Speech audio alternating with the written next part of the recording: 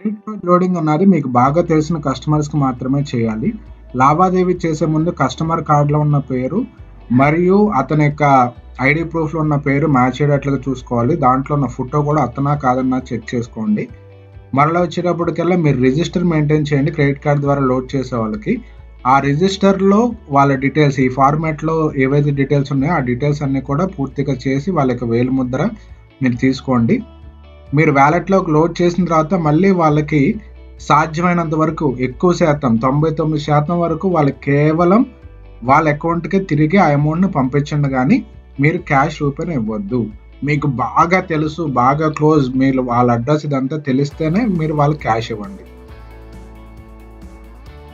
Credit card OTP ద్వారా మన వ్యాలెట్లోకి load ఎలా చేసుకోవాలో తెలుసుకుందాం. మొదటగా మన ఎక్స్ప్రెస్సోలో లాగిన్ అయిన తర్వాత వ్యాలెట్ అన్న ఆప్షన్లోకి మీరు సెలెక్ట్ చేయాల్సి ఉంటుంది. సో వ్యాలెట్లో మీకు espresso limit request via PG అని చెప్పి ఉంది కదా, అది సెలెక్ట్ చేయండి. అక్కడ మీరు 100 రూపీస్ నుంచి 25,000 రూపీ ఎంతైనా అమౌంట్ ఎంటర్ చేయవచ్చు. డిస్క్రిప్షన్ రాయండి లోడింగ్ ఫర్ క్రెడిట్ కార్డ్ అని చెప్పి ప్రొసీడ్ క్లిక్ చేయండి. క్లిక్ చేసిన తర్వాత అక్కడ పే నౌ అని చెప్పి ఉంది కదా, పే నౌ సెలెక్ట్ చేయండి. సెలెక్ట్ చేసిన తర్వాత అక్కడ కార్డ్ డీటెయిల్స్ అడుగుతుంది. సో కార్డ్ డీటెయిల్స్ సెలెక్ట్ చేయండి. అక్కడ కస్టమర్ లేదా మీ యొక్క క్రెడిట్ కార్డ్ నెంబర్ ఏదైతే ఉంటుందో ఆ క్రెడిట్ కార్డ్ నెంబర్ ఎంటర్ చేయండి. ఎంటర్ చేసిన తర్వాత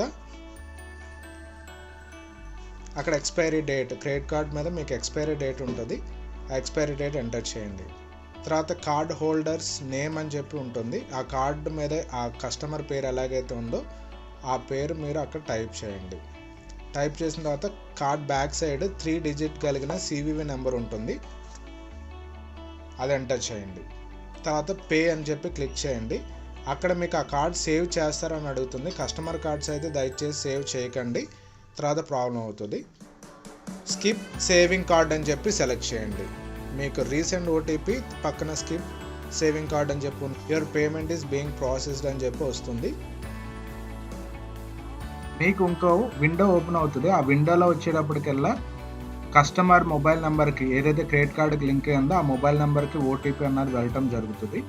సో ఆ ఓటీపీ మీరు ఎంటర్ చేయాల్సి ఉంటుంది. ఓటీపీ ఎంటర్ చేసి సబ్మిట్ క్లిక్ చేసిన తర్వాత ఆటోమేటిక్గా ఏమవుతుంది అంటే పేమెంట్ సక్సెస్ అని చెప్పి మీకు వస్తుంది. సో ఓకే క్లిక్ చేయండి.